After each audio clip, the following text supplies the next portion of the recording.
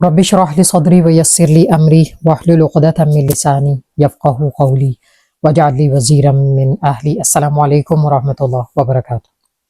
سورۃ البروج کی لاسٹ 3 آیاز رہتی ہیں اور وہ انشاءاللہ ہم آج کور کریں گے۔ اس کے بعد اگر آپ کی کوئی سجیسشن ہو کہ کون سی سورہ شروع کی جائے تو مجھے بتائیے گا انشاءاللہ، otherwise I'll see what I can do afterwards انشاءاللہ۔ تو اللہ فرماتے ہیں آیہ نمبر 20 ہے، بسم اللہ الرحمن الرحیم، واللہ من ورائہم محیط، اور اللہ تعالیٰ ان کے پیچھے سے انہیں گھیرنے والا ہے۔ اللہ یہاں پہ وارننگ دے رہے ہیں۔ لاسٹ آیا ہم نے لاسٹ ایپیسوڈ میں کیا پڑھی تھی؟ بل الذین کفروا فی تکذیب، بلکہ جن لوگوں نے کفر کیا وہ جھٹلاتے ہیں، وہی اللہ تعالیٰ کو جھٹلاتے ہیں۔ واللہ من ورائہم محیط، اور اللہ تعالیٰ ان کے پیچھے سے انہیں گھیرنے والا ہے۔ اللہ تعالیٰ جو کفار ہیں ان کو گھیرنے والے ہیں، اور اللہ تعالیٰ کا عذاب بہت سخت ہے۔ اور ہم دیکھتے ہیں کہ جو کوئی سرکش ہوتا ہے اسے اللہ تعالیٰ سزا تو ضرور ہی دیتے ہیں، اسے سزا ضرور ہی ملتی۔ یہ ہے کہ اللہ تعالیٰ کا نظام جو ہے نا، اللہ تعالیٰ کا سسٹم بہت پروفاؤنڈ ہے۔ اللہ تعالیٰ کا ہم ایٹریبیوٹ پڑھتے ہیں نا، الحکیم اور العلیم، تو بلا شبہ وہ جانتا ہے کہ کس کو کس طرح سے پکڑا جائے، اسے کس طرح سے سزا دی جائے۔ اور کیونکہ وہ عاجز نہیں ہو سکتا نا، وہ مالک الملک ہے، تو وہ کیسے عاجز ہو جائے؟ اگر وہ انسان کو برا کرنے پہ اسے سزا نہ دے تو پھر تو وہ عاجز ہوا، مالک تو نہ ہوا پھر۔ تو اس نے انسان کو بتانا ہے کہ مالک الملک میں ہوں، میں نے تمہیں دنیا میں بھیجا، اس لیے کانسیکوینسز کا حق میں رکھتا ہوں۔ We have the freedom of choice, we can choose whatever we want to do in this world, right? But we don't have freedom of consequences. ہمارے پاس یہ چننے کی فریڈم نہیں ہے کہ کل کو رزلٹ کیا ہوں گے ان کے جو ہم نے کیے۔ تو اللہ تعالیٰ نے کسی لحاظ سے اپنی گرفت میں رکھا ہے انسان کو۔ جس طرح آپ دیکھیں تو جنات کو بھی فری ول ملی ہے اور انسانوں کو بھی، اور ان کے کانسیکوینسز بھی سیم ہوں گے، یعنی جنت یا جہنم ان کے جو ہے ان کے بدلے میں ہوگی۔ اگر انہوں نے کچھ برا کیا تو جہنم ان کا جو ہے بدلہ ہوگی، اور اگر کچھ اچھا کیا تو جنت ہوگی۔ فرشتوں کے لیے اللہ تعالیٰ نے ان کا سسٹم ڈیفرنٹ رکھا ہے، جیسے فرشتوں کو فری ول نہیں ملی ہوئی، they don't have freedom of choice, right? ان کو فری ول ملی نہیں ہے، انہیں جو اللہ تعالیٰ کمانڈمنٹس دیتے ہیں they have to fulfil it. ان کے پاس کوئی چوائس نہیں ہے کہ وہ چوز کر لیں کہ نہیں ہم یہ نہیں کر سکتے، ہمیں یہ کرنا ہے۔ فرشتے ہر وقت اللہ تعالیٰ کے حکم کی تعمیل کرنے لگے ہیں۔ اللہ تعالیٰ جو انہیں بتاتے ہیں، جو انہیں حکم ملتا ہے وہ فوراً سے بجا لاتے ہیں۔ کبھی وہ انسانوں کی حفاظت پہ لگے ہیں، کبھی ان کے اعمال ریکارڈ کر رہے ہیں، اور ان کی بہت ساری ڈیوٹیز ہیں۔ تو اسی طرح انسان جو ہے اسے یہاں پہ آزادی دی گئی کہ تم نے جو کرنا ہے you can choose and you can do what ever you want. ابھی انسان چوز کرتے ہیں، وہ دیکھتے ہیں انہیں جو چیز اچھی لگے، جو چیز وہ کرنا چاہیں وہ کرتے ہیں۔ کسی کو برے راستے پہ لذت ملتی ہے تو وہ برے کاموں میں لگا ہے۔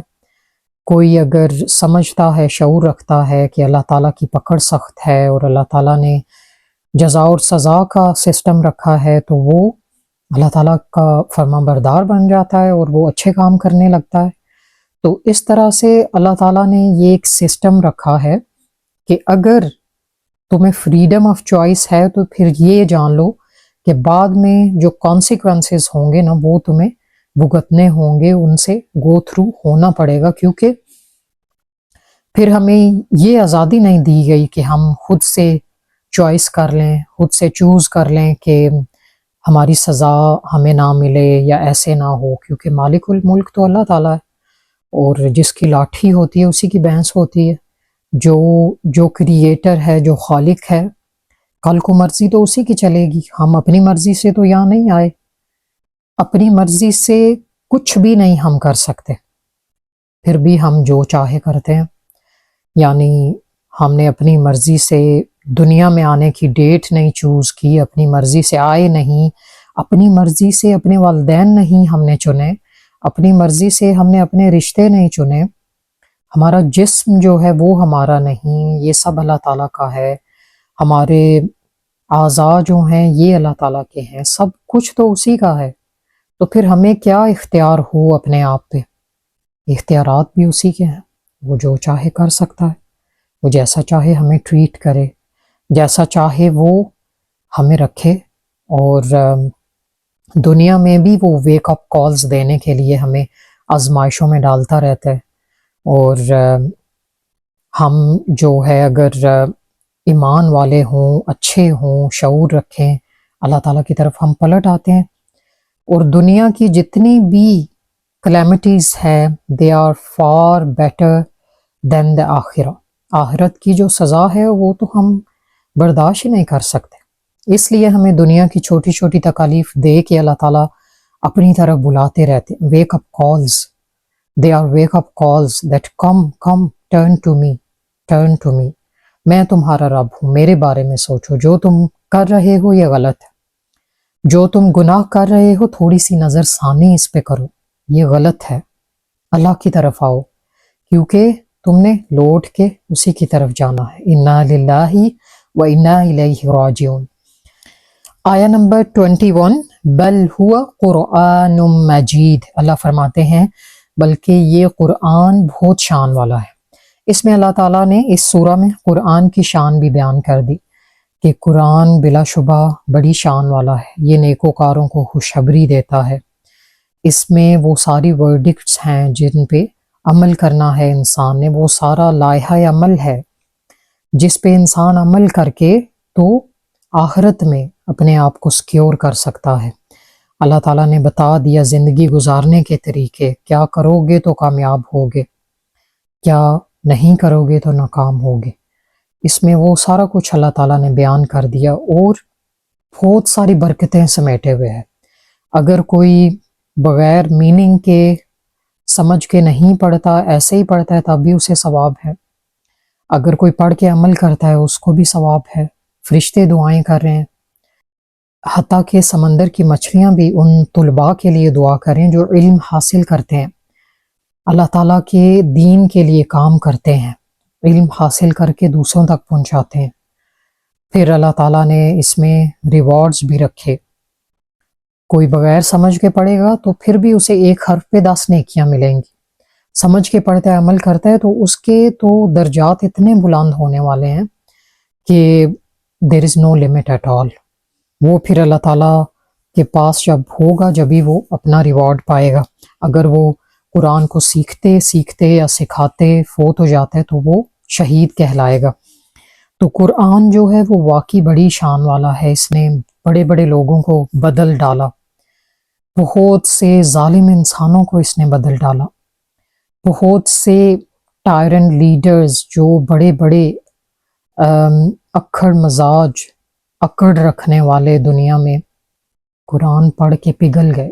عمر رضی اللہ عنہ کی ذات کی سختی دیکھیں، کس قدر سختی تھی ان میں، اور جب مسلمان ہوئے پھر اسی طرح انہوں نے قرآن کو ماننے میں، اللہ کے قوانین کو ماننے میں وہ سختی اور جرت دکھائی، اور ایک سچا اور پکا مومن بن کے دکھایا، اسلام پہ ڈٹ گئے پھر وہ، اور پھر دنیا کو بتا دیا کہ اسلام کیسے لایا جاتا ہے، کس طرح سے اسلام لایا جاتا ہے۔ اور جب عمر رضی اللہ عنہ مسلمان ہوئے تو پھر لوگوں کو جرت ہوئی کہ وہ مکہ میں ابھی کعبہ کی حدود میں، بیت اللہ کی حدود میں نماز ادا کر سکیں، کیونکہ عمر رضی اللہ عنہ بڑے روب والے تھے۔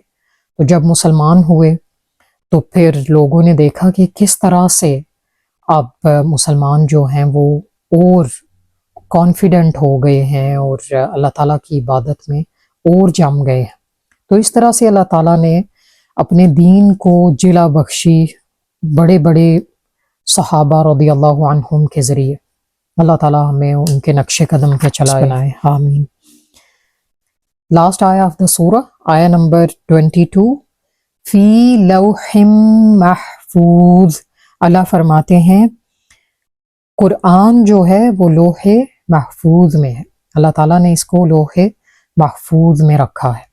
اور مفسرین دو طرح کی تفاسیر کرتے ہیں، وہ کہتے ہیں کہ ایک تفسیر یہ ہے کہ اوریجنل جو اس کی کاپی ہے وہ اللہ تعالیٰ کے پاس ہے، جہاں پہ اوریجنل یہ لکھا گیا وہ اللہ تعالیٰ کے پاس ہے، اور لوح محفوظ میں ہے، وہ کچھ قلعوں میں بند ہے اور اس کو بدلا نہیں جا سکتا، فرشتے اس تک نہیں پہنچ سکتے، وہ اللہ تعالیٰ کی نظر میں ہے۔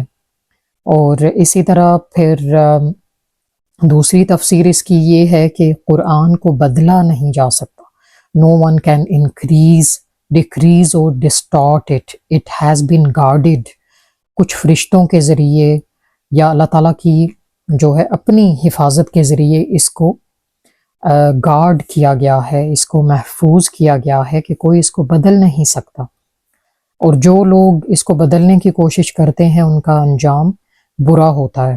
سلمان رشدی کے بارے میں آپ نے سنا ہوگا، اس نے قرآن میں کچھ غلطیاں نکالی تھیں، تو بہرحال جو کوئی اس طرح کی کوششیں کرتا ہے وہ ناکام ہی ہوتا ہے، اور چاہے وہ کوئی مسلم ہو یا نان مسلم ہو، جو کوئی اس طرح جرت کرے وہ ناکام ہوتا ہے، اور اللہ تعالیٰ نے اس کو پروٹیکشن دی ہے، اس قرآن کو قیامت تک یہ بدلا نہیں جا سکتا۔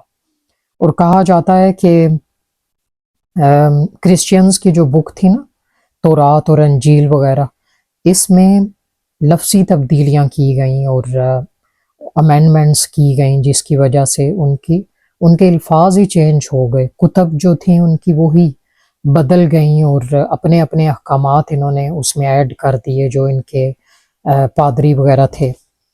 لیکن یہاں کیا ہوتا ہے، مسلمان کیا کرتے ہیں کہ قرآن کو تو نہیں بدلتے، ان کے معنی بدل دیتے ہیں۔ تو اللہ تعالیٰ ہمیں سمجھ کی توفیق دے اور ہمیں اللہ تعالیٰ اس سے بچائے۔